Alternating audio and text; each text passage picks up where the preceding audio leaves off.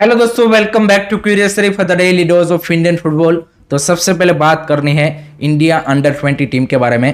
Recently हम सबको पता है कि एएफएफ ने अनाउंस किया था कि अपकमिंग आई लीग सीजन में इंडिया अंडर 20 की टीम भी पार्टिसिपेट करेगी, ताकि जो हमारे इंडिया अंडर 20 के प्लेयर्स हैं उनको रेगुलर गेम टाइम मिले एंड एक कम्पिटिटिव मैचेस पूरे साल वो खेल पाए। तो ये उनका यहाँ पे इस डिसीजन के पीछे रीज़न था।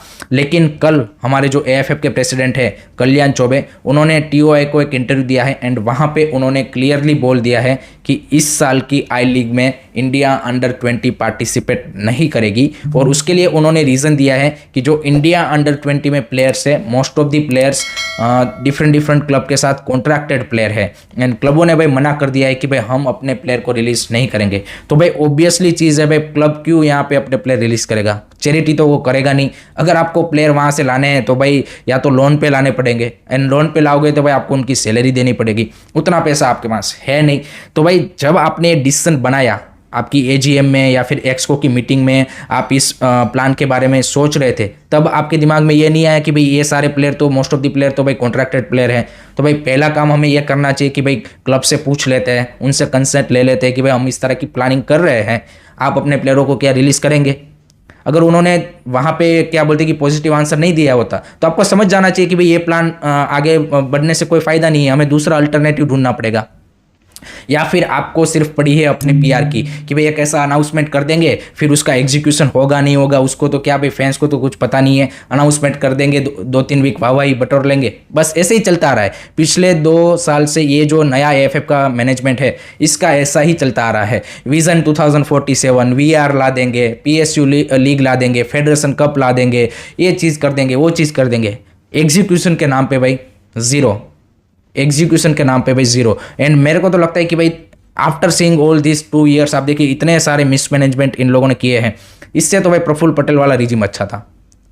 आई थिंक बिल्कुल हमारा यहाँ पे 2 साल में इन लोगों ने भाई फुटबॉल का बेड़ा गर्क कर दिया है, ऑनेस्टली स्पीकिंग। एंड इसमें सिर्फ प्रेसिडेंट नहीं आते, आपकी पूरी टॉप मैनेजमेंट आती है, आपकी पूरी एक्सको भी इसमें आती है, क्योंकि ये सब ने साथ में मिलकर डिसीजन लिया है। सो भाई आपको पहले सोचना चाहिए था ना। अब आप कवर अप करने के लिए बोल रहे हो कि हम यहाँ पे जो 5-6 प्लेयर जो कि कॉन्ट्रैक्टेड प्लेयर नहीं है उनको एंड इंडिया अंडर 17 के प्लेयर को मिला के यहाँ पे हम आई लीग 2 में एक टीम उतार देंगे और बाकी प्लेयरों को हम स्काउट कर लेंगे। तो वहाँ पे भी सेम इश्यू आएगा। इंडिया अंडर 17 के भी काफ़ी सारे प्लेयर आपके कॉन्ट्रैक्टेड प्लेयर हैं, तो वहाँ पे भी जो बाकी बचे होंगे जो कॉन्ट्रैक्टेड प्लेयर नहीं है उनको आप लाएंगे। तो इससे तो अच्छा भाई आप यहाँ पे एक सिस्टम क्रिएट कर लो, आप एक लीग क्रिएट कर लो।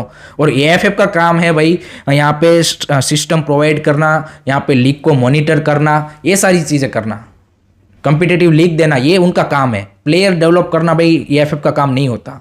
And I think this management is absolutely, मतलब क्या बोले कि जिस तरह से रन हो रहा है और जिस तरह से चीज़ें कर रहा है, I don't see any hope from this management कि भाई आगे जाके हम क्या यहाँ पे फुटबॉल डेवलपमेंट वाइज कुछ कर पाएंगे। सो एट द मोमेंट आप बोल सकते हैं कि भाई Indian football and All India Football Federation is in leadership crisis and we need overall. 2 साल पहले फैंस ने सोचा था कि भाई यहाँ पे कोई फुटबॉल का बंदा प्रेसिडेंट बन रहा है और नई बॉडी आ रही है तो कुछ उम्मीद थी, बट इन्होंने तो भाई उनसे भी भाई क्या बोलते हैं कि आप बेकार काम किया है। लेट मी नो गाइस, आप क्या सोचते हो इस पूरे सिनेरियो के बारे में, आपके क्या ओपिनियन है कॉमेंट सेक्शन में ज़रूर बताइएगा।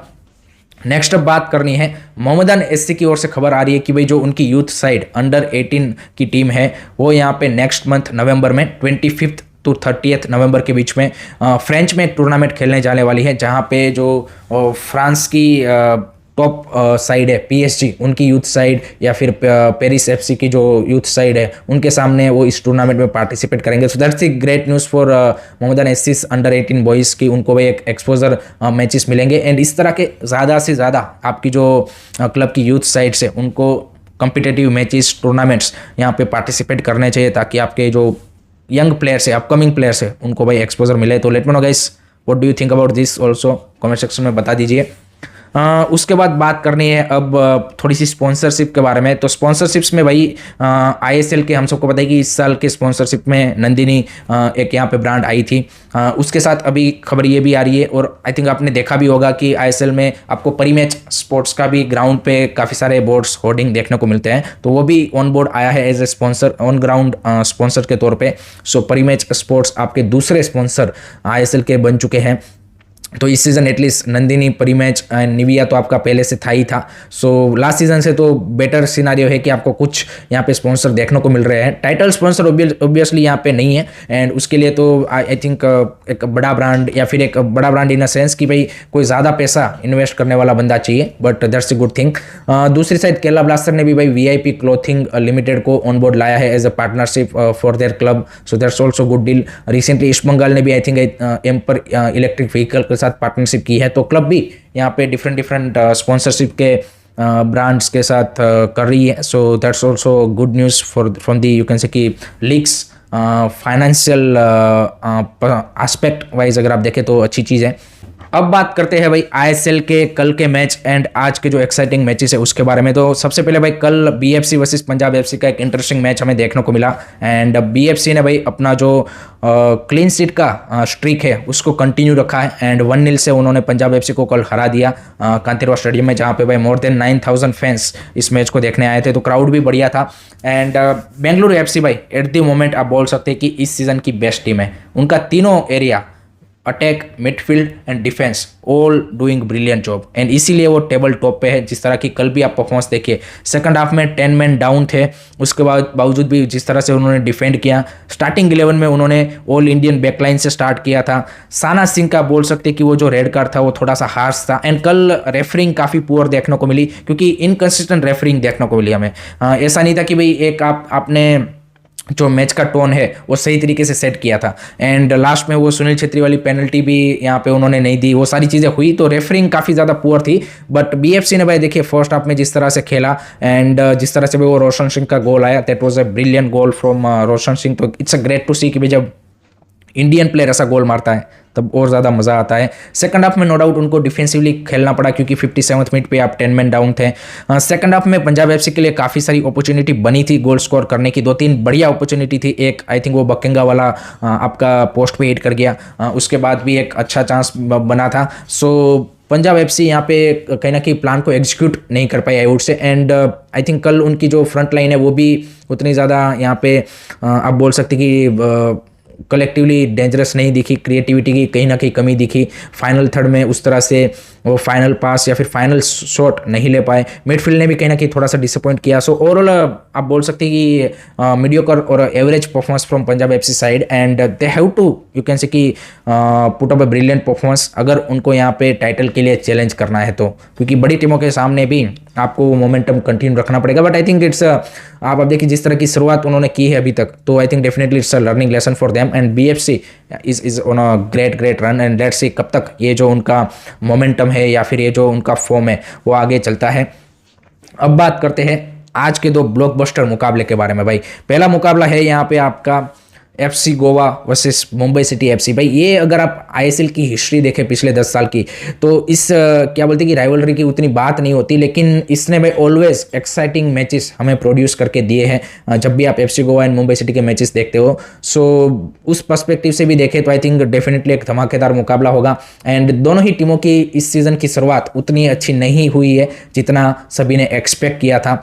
चाहे वो आप देखिए न्यूट्रल फैंस है, उन्होंने भी एक्सपेक्ट किया होगा कि भाई FC Goa and Mumbai city तो अच्छा ही करेगी, बट मुंबई सिटी ने अभी तक एक भी पॉइंट हासिल नहीं किया है, एक भी विन हासिल नहीं किया है। 3 मैचेस में से 2 ड्रॉ किए हैं, एक वो जमशेदपुर के सामने हार गए। सो पीटर केटकी के लिए भी ये बड़ा चैलेंज है, they need to find that win. देखिए उनकी टीम ओवरऑल अच्छा खेल रही है, बट कहीं ना कहीं वो जो फाइनल थर्ड में गोल्स है या फिर जो फाइनल पास है या फिर जो डिसीजन मेकिंग है वो कहीं ना कहीं वहाँ पे स्ट्रगल कर रहे हैं, and they need to find that you can say कि goal to win the match. And दूसरी साइड गोवा के लिए मनोलो मार्केस के लिए एक चीज़ अच्छी ये है कि उनके जो की प्लेयर है संदेश सिंघान, इकार गुरुस्कैना, मोहम्मद यासिर, इन सब की वापसी हो रही है। नो डाउट आज के मैच में स्टार्टिंग 11 में मोस्ट प्रोबेबली इसमें से आई डोंट थिंक सो कि कोई भी प्लेयर होगा, but I think second half में कुछ मिनट्स उनको हम खेलते हुए देखने को मिल सकता है। Sadiq is in great form, काल मैक्यू वापसी कर रहे, लास्ट मैच में वो नहीं थे। सो आई थिंक FC गोवा भी अच्छे यहाँ पे आप बोल सकते हैं कि प्लेयरों के साथ अब अवेलेबल है, एंड 49 रुपीज़ में FC गोवा के मैनेजमेंट ने इस मैच के लिए टिकट भी रखे हैं। तो देखते हैं क्राउड कितना टर्न अप करता है, क्योंकि उन्होंने भी एक एक्सपेरिमेंट करने के लिए सोचा है कि भाई क्या ज़्यादा नंबर्स में क्राउड जब टिकट कम की जाती है तो आता कि नहीं आता, तो आई थिंक क्राउड भी बढ़िया आएगा। ब्रेंडन फर्नांडिस का अपने फॉर्मर क्लब के सामने मैच है, सो लेट्स सी वहाँ पे किस तरह से लोकल बॉय ब्रेंडन फर्नांडिस को एफसी गोवा के फैंस रिसीव करते हैं। सो आई थिंक एक इंटरेस्टिंग मैच होगा and I am seeing 2-2 draw. Late me know guys आपका क्या प्रेडिक्शन है, कमेंट सेक्शन में जरूर बताइए। लास्ट में अब बात करते हैं भाई Asia's one of the biggest और यू कैन से कि दी बिगेस्ट डार्बी के बारे में, Kolkata derby and it's East Bengal versus Mohun Bagan time. And दोनों ही टीमों की सीजन की शुरुआत ईस्ट बंगाल के लिए और ज़्यादा बुरी रही है क्योंकि 4 में से 4 मैच वो हार चुके हैं। कोच भी उनका यहाँ पे क्या बोलते कि नया आ रहा है एंड ऑस्कर ब्रूजन डगआउट में हो गए, but I don't think so कि वो साइड लाइन पे अवेलेबल होंगे। एंड दूसरी साइड मोहन बगान की बात करें तो उन्होंने भी लास्ट जो डर्बी मोहम्मदन के सामने थी उसमें अच्छा खेला है, लेकिन उससे पहले उनका भी फॉर्म थोड़ा सा यहाँ पे क्या बोलते कि अप डाउन वाला था।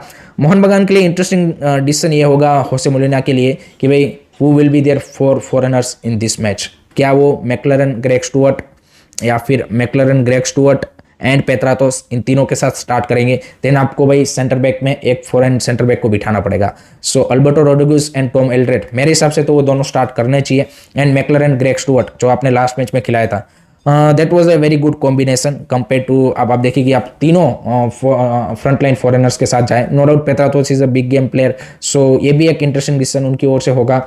सामने ईस्ट बंगाल की बात करें तो उनके लिए अच्छी चीज़ ये है कि दिमांतकोस की वापसी हो चुकी है। Saul Crespo is also fully fit available. Norem Mahesh doubtful है, सो आई थिंक अगर आप ईस्ट बंगाल की लाइनअप की बात करें तो Mehdi Talal, Diamantakos, Saul Crespo and Hector यूत्से, I think this will be most probably the 4 foreigners की जिसके साथ वो स्टार्ट करेंगे। So I am expecting a very competitive game and देखिए कोई सी भी टीम कैसे भी फॉर्म से जा रही हो, लेकिन इस तरह की जो डर्बी होती है ना उसमें भाई वो फॉर्म मैटर नहीं करता, ऑलवेज वहाँ पे आपको टफ फाइट देखने को मिलती है। So I am seeing a 1-1 draw in this match. Let me know guys आपका क्या प्रेडिक्शन है for this Kolkata derby, comment section में जरूर बताइए। So that's it from my side guys regarding today's Indian football news. I hope कि आपको video पसंद आया होगा। Keep supporting Indian football, don't forget to like, share and subscribe Curiousery. जय हिंद, जय भारत।